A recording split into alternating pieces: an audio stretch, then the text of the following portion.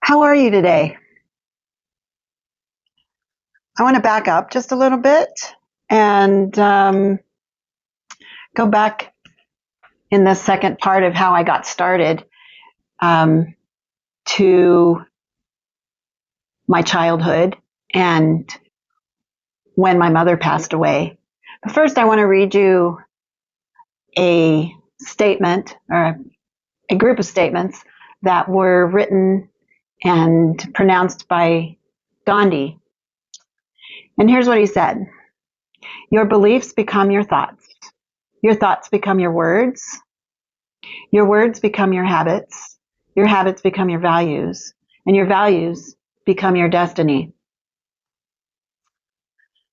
So, going back to that space of when my mother passed away, we were living in Puerto Rico at the time, and she had cancer. And we spent a lot of time wondering when she was going to have to go back to the hospital, when she was going to get out of the hospital, if she was going to get better, how that was all going to look. And a lot of that um, was something that was projected on me without being discussed directly with me, as far as I can remember. And the reasons for that is I happen to um, find myself in a place which I'll probably get into at another time a little deeper because it's um, it's sad, and I want to give it its due detail. But when this particular incident happened, I was told to forget everything I saw. Well, I did. I forgot everything I saw. But not only did I forget everything I saw that particular day, but I forgot a lot of other things as well. And I suspect this had to do with the trauma behind it. I was only 9 years old at the time. And so I forgot the incident and went on about my life as a child. And as we moved back to the United States, not understanding that my mother was not coming back, spent a lot of hours thinking about when she was going to come back. And finally, at some point, hearing through a closed door that she was not coming back.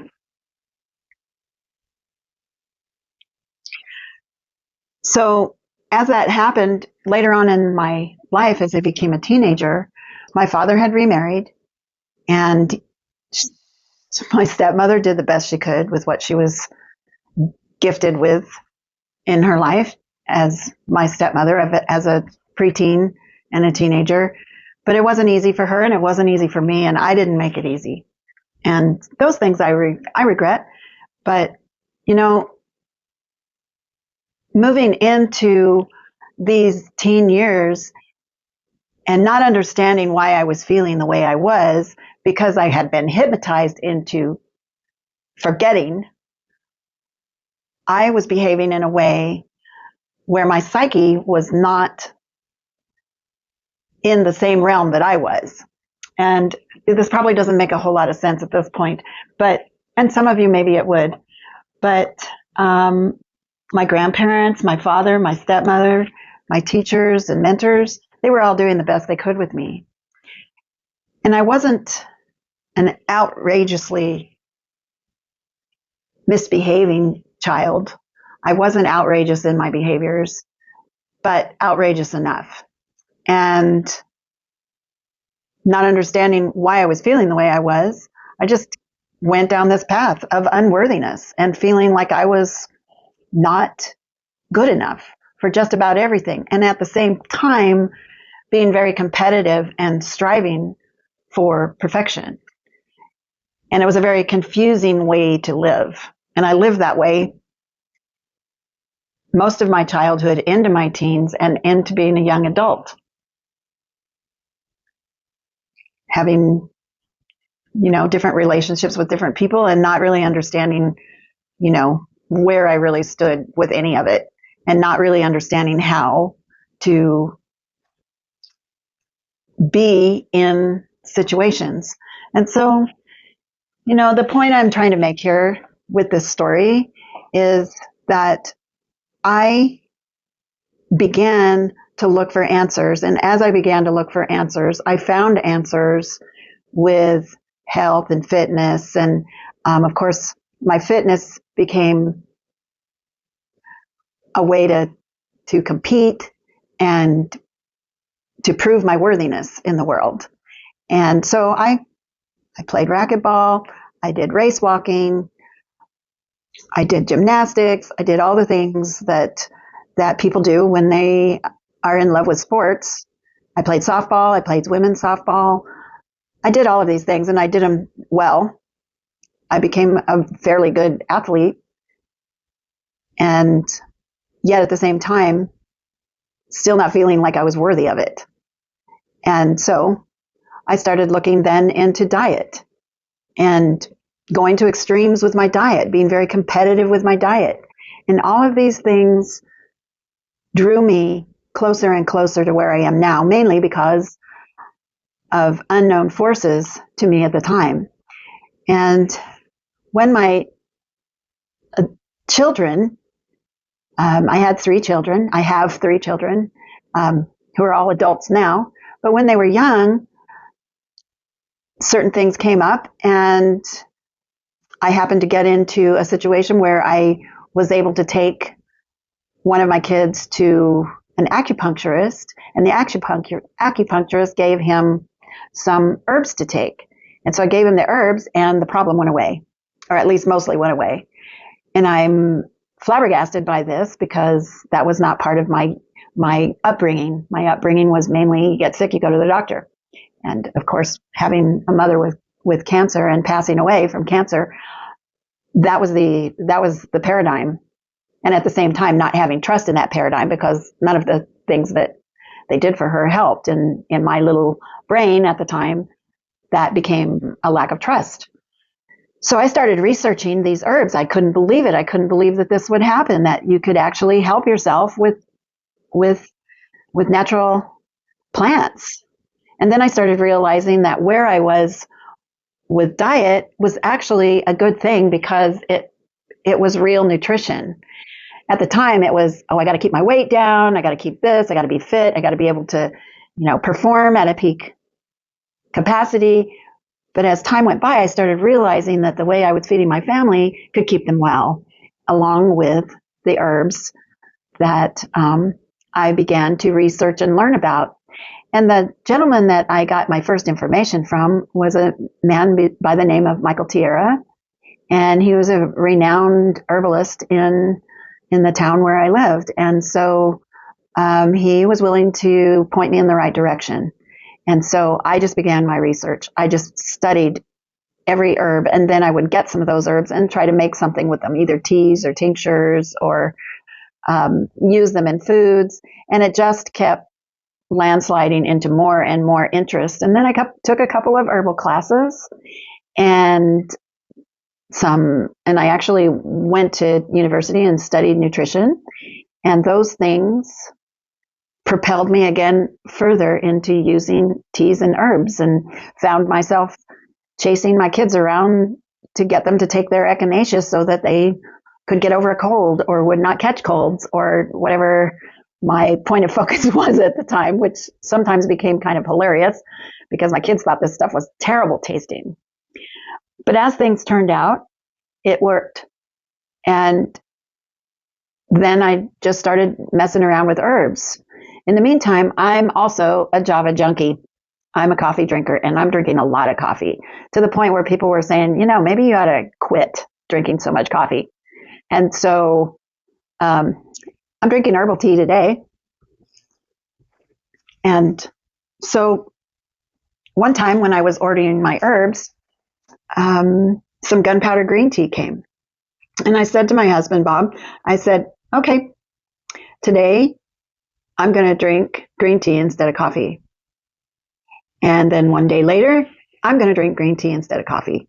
And I'm going to drink some more green tea instead of coffee. And I did that every day. And all of a sudden, I was no longer drinking coffee. And so then I started exploring other teas like the oolongs and the pu'ers, which I am a huge fan of. And all of these things I'll be happy to go into at another point. But what I'm really wanting to impress upon you here is that when I started researching the teas and the herbs, I became more involved with them. And soon I was making blends for people that I associated with. And there was a point in my time in my life where I was doing clothing design and making dresses and suits and lingerie and that sort of thing for people. And I decided one day to present one of my clients, who happened to be a CEO of a big corporation, with the herbs that now, years later, is one of our biggest selling teas, bar none, and that's the fairy flower tea. And basically it was a group of herbs that I just threw in a bag, blended them up, took the bag to her and offered it to her and said, I don't know, maybe if you drink this every afternoon, maybe it would help you calm down. And so 6 weeks later, after this little event, I called her, asked her how her suit was and that if she was still happy wearing it. And she said it was great, but I was going to call you anyway to tell you that I'm not going to need any more suits from you. And I was kind of stunned. I thought maybe she was going to tell me that something was wrong with it. And I said, did I do something to cause distaste? And she said, oh, quite the contrary. You know, those herbs you gave me, they worked. In fact, I figured out that, well, in fact, I got so calm that I figured out I hate my job. And I quit. So I won't need any more professional suits from you. Furthermore, I've met someone, which I haven't had a date in years because I've been too busy being a business CEO. And we're selling our homes and we're going to sail around the world in a sailboat. So I won't need those suits. And oh, before I hang up, I want to tell you this. That tea you made, I don't know what you call it, but that needs to be in the city water. Thank you so much for your gift. And then she hung up. And that just left me whirling. But at the time, I was like, okay, this is it. And I told my husband about it, and he said, well, why don't you put a name on it, and we'll bag it up and figure out a couple of more blends, and we'll start doing markets, and you can sell your teas. So that's what we did. And then it became a tea house and a vegetarian restaurant. And now, gosh, it's been like 25, 30 years. And now I'm selling my teas. And I'm researching every day. I never stop learning. I never stop learning. And that's something that I want to impress upon you, is if you do have something that you're enjoying doing and you want to make it a life activity, don't ever stop. Don't stop learning. Don't ever stop enjoying and trying new things.